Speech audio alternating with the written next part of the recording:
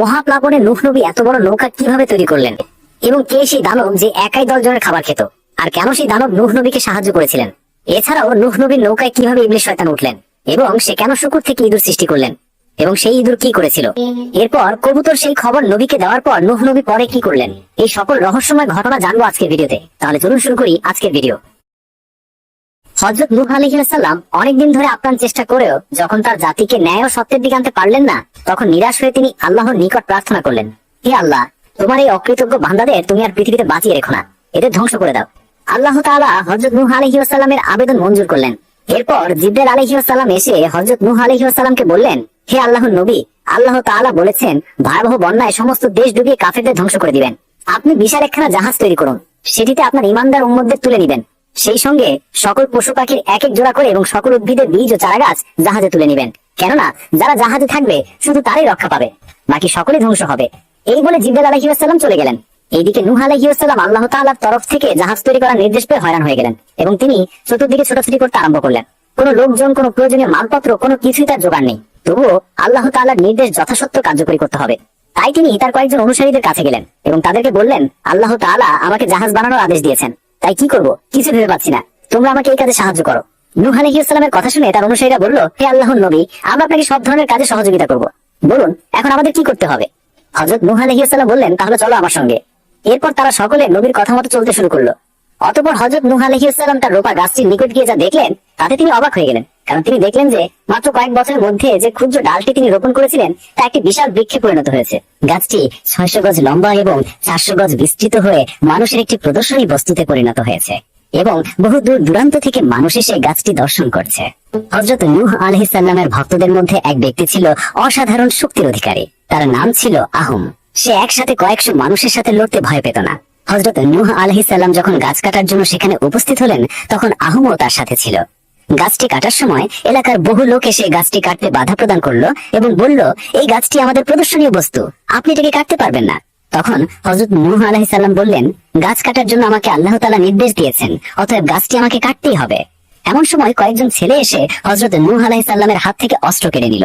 আহম এই দৃশ্য দেখে ছেলেগুলোকে আছড়ে মেরে ফেললো এবং নিজ হাতে অস্ত্র ধরে অল্প সময়ের মধ্যে গাছ কেটে ফেললো। এই অবস্থা দেখে স্থানীয় লোকেরা আর কেউ বাধা প্রদান করার সাহস পেল না এবং তারা সকলে সেখান থেকে পালিয়ে গেল। অতঃপর হযরত নূহ আলাইহিস সালাম কয়েকদিনের মধ্যে গাছ কেটে তক্তা বের করলেন এবং ছোট ছোট শাখাগুলো কেটে পেরেক তৈরি করলেন। তারপর নবীর সারা জীবনের হেদায়েতের ফসল মাত্র 40 জন উম্মত নিয়ে জাহাজ তৈরির কাজে হাত দিলেন। 1000 গজ লম্বা ও 400 গজ প্রস্থ এক বিশাল জাহাজ তৈরির পরিকল্পনা নিয়ে কাজ আরম্ভ করলেন। নবী তার উম্মতদের নিয়ে দিবারাত্র কাজ করতেন। এক্ষেত্রে আল্লাহ তাআলা ফেরেশতা দ্বারা সাহায্য করছিলেন, যাতে করে প্রতিদিনের কয়েকশো মানুষের পক্ষে যা করা সম্ভব ছিল না তা তারা সমাধান করে ফেললেন। 40 দিন কাজ করার পর দেখা গেল জাহাজের কাজ প্রায় শেষ, তবে কিছু তক্তার অভাব পড়েছে। তখন হযরত নূহ আলাইহিস সালাম আল্লাহর দরবারে আরজ করে বললেন, হে আল্লাহ, জাহাজের কাজ সম্পূর্ণ করতে হলে আরো কিছু কাছের প্রয়োজন, তিনি যেন অতি বিলম্বে তা দূর করে দেন। এমন সময় হযরত জিবরাইল আলাইহিস সালাম সেখানে হাজির হয়ে হযরত নূহ আলাইহিস সালামকে বললেন, হে আল্লাহর নবী, নীল নদের তলদেশে কিছু গাছ আছে, তা উত্তোলন করে তার দ্বারা অসম্পূর্ণ তক্তার কাজ সমাধান করুন। হযরত নূহ আলাইহিস সালাম জিবরাইলের কথা শুনে আরেক সমস্যার সম্মুখীন হয়ে গেলেন, কারণ তিনি ভাবলেন যে নদীর তলদেশ থেকে কিভাবে সে গাছ সংগ্রহ করবে। অতঃপর নূহ আলাইহিস সালাম তার উম্মতদেরকে নিয়ে পরামর্শে বসলেন। উম্মতদের মধ্যে থেকে একজন বললেন, উজ বিন অবর্তমানে আমাদের দেশে আছে, সে সর্বদা সমুদ্র থেকে অনায়াসে মাছ ধরে খায়, অতএব তাকে কিছু খাবার দিলে সে সহজেই কাঠগুলো তুলে দিতে রাজি হবে। উম্মতের মুখে এমন কথা শুনে হযরত নূহ আলাইহিস সালাম তার কয়েকজন উম্মত নিয়ে উজের উদ্দেশ্যে রওনা হলেন। উজিন উনুন হযরত আদম আলাইহিস সালামের এক অপ্রতিদ্বন্দ্বী পুত্র ছিল। সে ছিল অত্যাধিক লম্বা ও ভীষণ শক্তিশালী। সে লম্বাই ছিল 3000 গজ এবং তার দেহ ছিল আনুপাতিক স্বাভাবিক। খাদ্যের অভাব ছিল তার জীবনের প্রধান সংকট, তাই নদী ও সমুদ্রে নেমে সে মাছ ধরে খেত। কথিত আছে যে সে মাছ ধরে সূর্যের তাপে শুকিয়ে সেই মাছ খেয়ে ফেলত। বুদ্ধিজ্ঞানী ছিল খুব সাদাসিধে। উজিন অনব একাধারে 6 মাস ঘুমাতো এবং 6 মাস ঘুরে ফিরে খাদ্য সংগ্রহে ব্যস্ত থাকত। সে কয়েকজন নবীর যুগ পর্যন্ত বেঁচে ছিল। অতঃপর হযরত নূহ আলাইহিস সালাম তার উম্মতদেরকে নিয়ে উজের নিকট গিয়ে তাকে বললেন, হে উজিন, নীল নদের তলদেশে কিছু গাছ আছে, তুমি যদি সেগুলো আমাদের এনে দাও তাহলে তোমাকে পর্যাপ্ত পরিমাণে খাবার দেওয়া হবে। খাবারের কথা শুনে উজিন মহা খুশি। সে সঙ্গে সঙ্গে নবীর কথায় রাজি হয়ে গেল এবং সঙ্গে সঙ্গে নীল নদের দিকে রওনা করলো। কিছুক্ষণের মধ্যে সে নীল নদের রূপ দিয়ে অনেক গাছ তুলে ফেললো এবং নবীর কাছে এসে বলল, এই নেন আপনার গাছ, এবার আপনি আমাকে খাবার দেন। তখন হযরত নূহ আলাইহিস সালাম তাকে 3টি রুটি দিলেন। তখন উজ রাগান্বিত হয়ে বলল, আমাকে পর্যাপ্ত খাবার দেওয়ার অঙ্গীকার করেছো, আর এখন মাত্র 3খানা রুটি দিয়ে আমার সাথে প্রহসন করছো? আমি এক্ষুনি গাছ নদীতে ফেলে দিব। উজের কথা শুনে হযরত নূহ আলাইহিস সালাম বললেন, উজিন তুমি ব্যস্ত হও না, তুমি রুটিগুলো বিসমিল্লাহ বলে খাওয়া শুরু করো এবং একটি করে বের করে খেতে থাকো। তাতে যদি তোমার তৃপ্তি না হয় তাহলে গাছগুলো নদীতে ফেলে দিও। অতঃপর উজ নবীর কথা অনুসারে বিসমিল্লাহ বলে রুটি খেতে শুরু করলেন। তখন সে দেখলো এক একটি রুটির সাইজ অনেক বড় হয়েছে এবং রুটির কোনো শেষ নেই। একাধারে সে 1200 রুটি খেয়ে ফেললো এবং হেসে দিয়ে বলল, হে নবী, তুমি আমাকে অনেকদিন পর পেট ভরে খাওয়ালে, এই জন্য তোমাকে অশেষ ধন্যবাদ। আগামীতে আরো যদি কোনো কাজে আমাকে প্রয়োজন হয় তবে এভাবেই খাবারের ব্যবস্থা করো, আমি আনন্দে তোমার কাজ করে দেব। উজ দেখলো তার পূর্বে 3খানা রুটি সম্পূর্ণ অক্ষত আছে।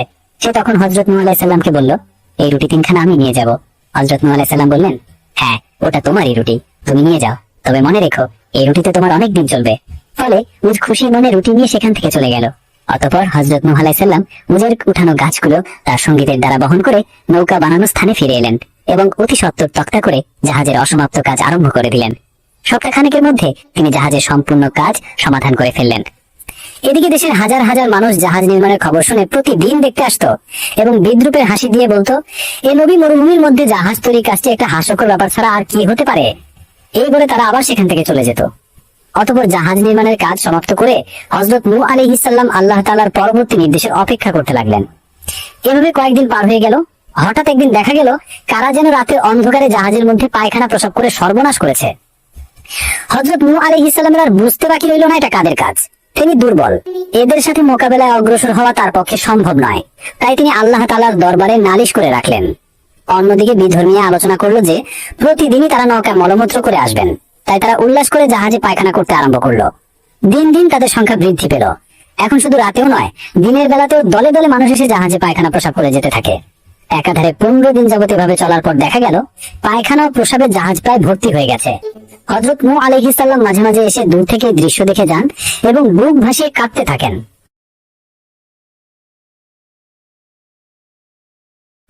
অতঃপর একদিন এক অন্ধ ব্যক্তি জাহাজে পায়খানা করার সময় পা ফসকে জাহাজের মধ্যে পড়ে যায় এবং মলমূত্রের মধ্যে একেবারে ডুবে যায়। তারপর সেখান থেকে উপরে উঠে সে দেখে তার চোখের অন্ধত্ব দূর হয়ে গেছে, তার চেহারা ও সৌন্দর্য পুরো বদলে গেছে। এমন ঘটনা দেখে সে দ্রুত সেখান থেকে পালিয়ে তার গোত্রীয়দের কাছে হাজির হয়। কিন্তু গোত্রের মানুষরা প্রথমে তাকে বিশ্বাস করতে পারেনি। তখন তারা বলল, আপনি কে এবং কোথা থেকে এসেছেন? তখন সে ব্যক্তি বলল, আমি সেই অন্ধ ব্যক্তি, আমি নূহ আলাইহিস সালামের নৌকায় পায়খানা করতে গিয়ে পা পিছলে হঠাৎ মলের ভিতরে পড়ে যায়। যখন আমি সে মল থেকে উঠে আসি তখন দেখি আমার শরীর পুরো বদলে গেছে। তার মুখ থেকে এমন কথা শুনে নানান রকম পরীক্ষা নিরীক্ষা করে তারা বুঝতে পারলো যে এই সেই অন্ধ ব্যক্তি। অতঃপর ঘটনার সত্যতা যাচাইয়ের জন্য একজন লোক রাতের বেলা একজন অন্ধকে নিয়ে জাহাজের সে মলের মধ্যে ফেলে দিল। অন্ধ লোকটি সেখানে ডুব দিয়ে উপরে উঠে আসলো। সাথে সাথে তার অন্ধত্ব দূর হয়ে গেল। অন্ধ ব্যক্তি পৃথিবীর সবকিছু পরিষ্কার দেখতে পাচ্ছেন।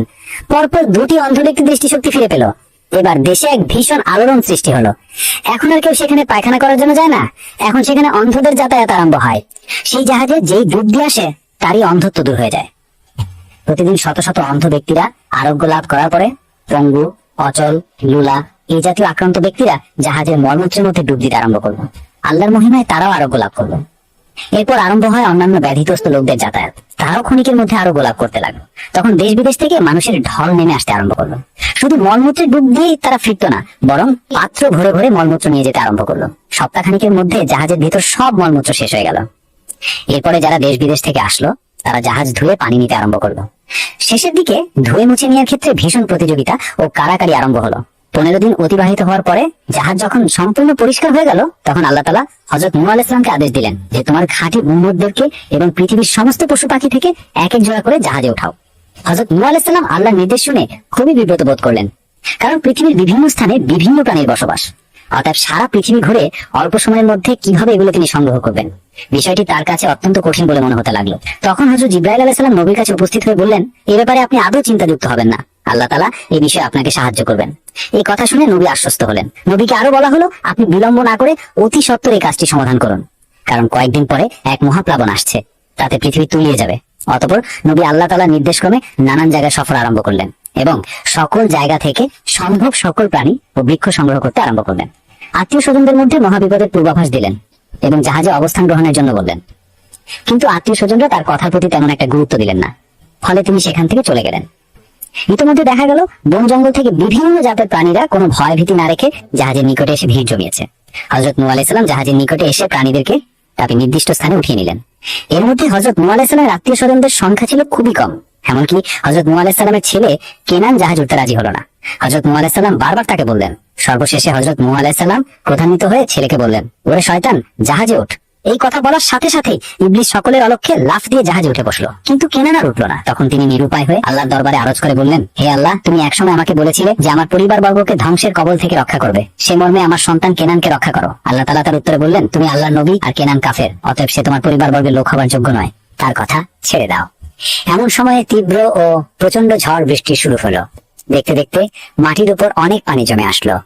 দুপুরের মধ্যে শুষ্ক মরুভূমির উপর দিয়ে বয়ে যেতে লাগলো প্রচন্ড পানির স্রোত, আর হযরত নূহ আলাইহিস সালামের জাহাজ পানির উপরে ভেসে উঠল। তখন কিছু লোক পানির উপর দিয়ে জাহাজের নিকট আসতে চেষ্টা করেছেন। নূহ আলাইহিস সালাম যখন তার অনুসারীদেরকে নৌকায় ওঠার আদেশ করলেন, মালুকাময় শুষ্ক মরুভূমিতে তেজস্বী পানির দ্বারা বয়ে যাওয়ার ঘটনা কোনোদিন কোনরূপ কথায় শোনেনি। তাই হযরত নূহ আলাইহিস সালামের জাহাজ নিয়ে দেশের নিত্যস্থানীয় ব্যক্তিবর্গ থেকে আরম্ভ করে সাধারণ মানুষ সকলেই উপহাসের ভাষায় আলোচনা করে বেড়াতো। কিন্তু যখন তারা বাস্তব অবস্থা দেখতে পেল, তখন তাদের জ্ঞান ফিরে এলো। আল্লাহ নবীর প্রতি ও তার কথার প্রতি তখন তাদের আস্থা আসলো। মরুভূমি যখন সমস্ত তলিয়ে গেল, তখন নূহ আলাইহিস সালামের পুত্র কেনান একটি উঁচু পাহাড়ে গিয়ে আশ্রয় নিল। যখন সেই পাহাড়ে ডুবে মানে আরো উপরে উঠে গেল, তখন সে আল্লাহর নামে তসবিহ পাঠ আরম্ভ করে দিল, কিন্তু নিষ্ঠুর ঝড়ের হাত থেকে রেহাই পেল না। বাতাসের একটা প্রচন্ড ঝাপটা এসে তাকে পাহাড়ের উপর ভীষণ জোরে আছড়ে দিল। তাতে তার মাথা ও শরীরের হাড় সমস্ত গুঁড়ো হয়ে গেল।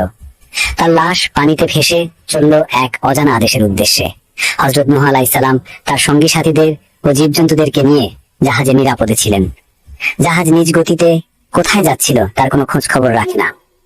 জাহাজ অধিকাংশ সময় বাইতুল্লাহের চতুর্দিকে ঘুরে ঘুরে তাওয়াফ করছিল। আল্লাহর পাক রাব্বুল আলামিন এই বিশেষ শিক্ষাময় তুফান ও প্লাবনের মাঝে জাহাজকে অক্ষত নিরাপদে রাখেন। এভাবেই তাদের দিন কাটতে থাকে সেই জাহাজের মধ্যেও। অনেকদিন ধরেই ইবলিস আত্মগোপন করেছিলেন। একদিন তার মাথায় একটা বুদ্ধি আসলো যে সে শুকরের কাছে গিয়ে তার নাকে হাত বুলিয়ে সুরসুরি দিল। শুকর সজোরে হাঁচি দিল। অমনি তার নাকের মধ্য থেকে ইঁদুর বেরিয়ে আসলো। ইঁদুর ছোটাছুটি করে জাহাজের নিচতলায় গিয়ে কাঠ কাটতে আরম্ভ করলো। ইবলিসের ইচ্ছা ছিল ইঁদুর দ্বারা জাহাজ ছিদ্র করে দিলে জাহাজে পানি উঠে তলিয়ে যাবে, অথচ একজোড়া কবুতর ইঁদুরের এই কার্যক্রম দেখতে পেল। এরপর তারা তৎক্ষণাৎ হযরত নূহ আলাইহিস সালামের কাছে গিয়ে বলল, হে আল্লাহর নবী, আমরা দেখে আসলাম জাহাজের নিচতলায় ইঁদুর কেটে ধ্বংস করেছে। আপনি এখনই ব্যবস্থা গ্রহণ করুন, নইলে এই জাহাজটি সর্বনাশ হয়ে যাবে। তখন হযরত নূহ আলাইহিস সালাম পশুদের এলাকায় এসে জিজ্ঞেস করলেন, ইঁদুর কোথা থেকে আসলো? এই প্রশ্ন শুনে শুকর উত্তর দিল, হ্যাঁ নূহ আলাইহিস সালাম, ইবলিস এসে আমার নাকে সুরসুরি দিলে আমি সজোরে হাঁচি দেই, সেই সাথে আমার নাক থেকে ইঁদুরের কয়েকটি ছানা বেরিয়ে আসে।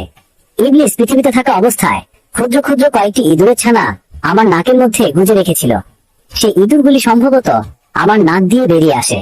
হযরত নূহ আলাইহিস সালাম ইবলিসের কথা শুনে অবাক হয়ে গেলেন। তিনি বললেন, ইবলিস আমার অনুমতি ছাড়া কিভাবে জাহাজে উঠলো?